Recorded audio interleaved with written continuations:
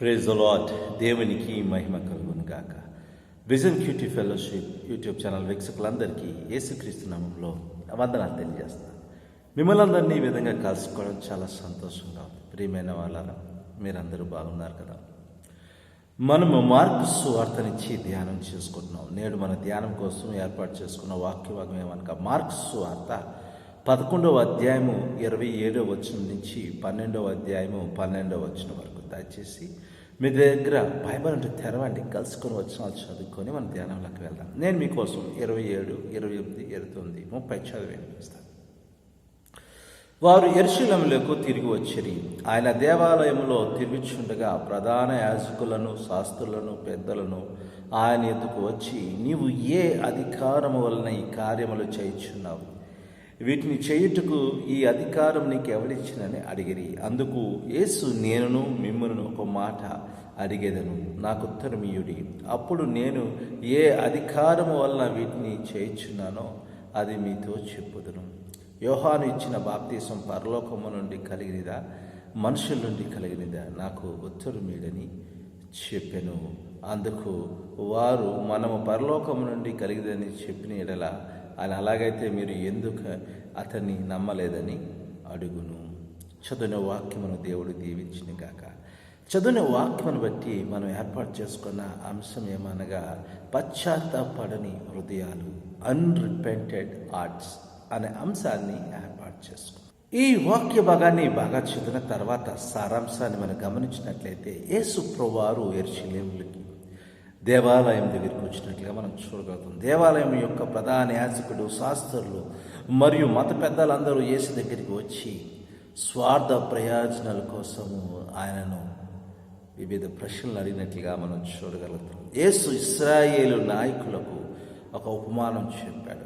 అది ద్రాక్ష తోట యజమాని తన ద్రాక్ష తోటను కొంతమంది కాపలాదారులకు అప్పగించడం మరియు తనకు రావాల్సిన వాటిని సేకరించడానికి సొంత కొడుకుని పంపడం గురించిన ఉపమానం కదండి. దేవుడు కుమారుని గురించి కూడా మనం చూడగలుగుతాం.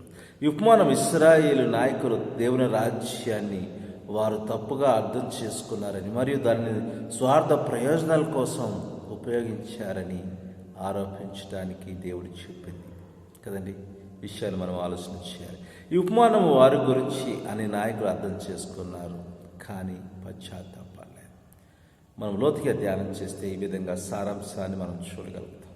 ఈ వాక్య భాగాన్ని ఇంకా మనం లోతుగా ధ్యానం చేస్తే మన దేవుని గురించిన గొప్ప సత్యాలు గ్రహించడానికి వీలు కలుగుతుంది. 1 నుంచి 12 వచనాలు. మనము సంఘాన్ని దేవుని వైపుకు నడిపించాలి, దేవుని వైపుకు తిప్పాలి కదండి. మనము దేవుని వాక్యానికి ప్రాధాన్యత ఇవ్వకుండా సంఘానికి సంబంధించిన ఏ తీర్పును కూడా అనుమతిస్తే, మరియు దేవుని రాజ్యం కంటే మన స్వంత ప్రయోజనాల గురించి ఆలోచిస్తే, మనం సంఘాన్ని మన స్వతంగా పరిగణిస్తాం. మన స్వంత దాని కింద మనము ఎక్కువగా పరిగణిస్తుంటాం. ఈ విషయాలు మనం ఆలోచన చేయాలి. ఇది దేవునిది అని భావించాం, సంఘము దేవునికి సంబంధించింది అని ఆలోచించడానికి వీలుండదు. కనుక ఈరోజు విషయాలు మనం ఆలోచన చేయాలి. మనము ఇది దేవునిది అయితే మనం స్వార్థంగా ఆలోచించుకుంటాం. సంఘాన్ని దేవుని వైపుకు తిప్పాలి, దేవుని వైపుకు నడిపించడానికి మనం ఏ విధంగా చేయాలో చేయాలి. మన సొంతది చాలాసార్లు సంఘం నా సొంత దానిలా పరిగణిస్తాం కనుక స్వార్థ ప్రయోజనాలకే ఎక్కువగా ఆలోచన చేస్తాం, సమయాన్ని ఇస్తుంటాం. కనుక ఈరోజు నేను ఆలోచన చేయాలి. కొన్నిసార్లు సంఘ యజమానిగా మనం వ్యవహరిస్తుంటాం. ఆ విధంగా వ్యవహరిస్తున్నారేమో సేవకులైన మనము ఆలోచన చేయాలి. ఈరోజు మనం గుర్తుంచుకోవాల్సినవి చాలా ఉన్నాయి. సంఘము దేవునికి చెందింది, సంఘము దేవుడికి ఆడతాడు. ఈ మనసు మనలో ఉంటే దేవుడు సంఘాన్ని గొప్పగా వాడుకుంటాడు. ఈ వాక్యమును ఇంకా మనం లోతుగా ధ్యానం చేస్తే దేవుడు మనకు నేర్పే పాఠమును గ్రహించడానికి వేదిక ఉంది. 12వ వచనం. ఉపమానం దేవుడు చెప్పాడు, దాని యొక్క ఉద్దేశము మత పెద్దలకు తెలుసు, కానీ వారు పశ్చాత్తాపడలేదు మరియు వారు యేసును పట్టుకోవడానికి ప్రయత్నించారు. మన పాపమును విడిచిపెట్టకపోతే అది ఖచ్చితంగా మనలను ఆక్రమిస్తుంది. ప్రియమైన వాళ్ళ, ఈరోజు నేను మనం ఆలోచించాలి.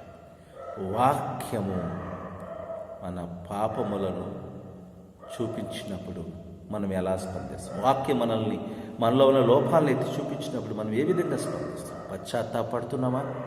సరిచేసుకుంటున్నామా? లేకపోతే ఇశ్రాయేలీ యొక్క మత పెద్దల్లాగా పశ్చాత్తాపడని హృదయాలు కలిగి ఉంటున్నాం? ఆలోచన చేద్దాం, పరిచయం చేసుకుందాం, ప్రార్థన చేసుకుందామండి. ప్రభువా, మీ నామానికి ఎంత అవునైనా మా జీవితాలు మార్చుకునే శక్తి దయచేయండి. పశ్చాత్తాపం కలిగే మనసు దయచేయండి. వాక్యం పెట్టిన ప్రతి ఒక్కరిని దీవించమని యేసుక్రీస్తు నామములో ప్రార్థన చేసి పెట్టుకుంటున్నాం తండ్రి. ఆమేన్. ప్రియమైన వాళ్ళరా, ఇప్పటి వరకు దేవుని వాక్యమైన ఓపికగా విన్నారు. దాన్ని బట్టి మీ అందరికీ వందనాలు తెలియజేస్తాను. మీ అనుభవాలను మాతో పంచుకోవాలని ఆశపడుతున్నట్లయితే మమ్మల్ని సంప్రదించండి. దేవుని కృప మీకు ఎల్లప్పుడూ తోడైన గాక. ఆమేన్.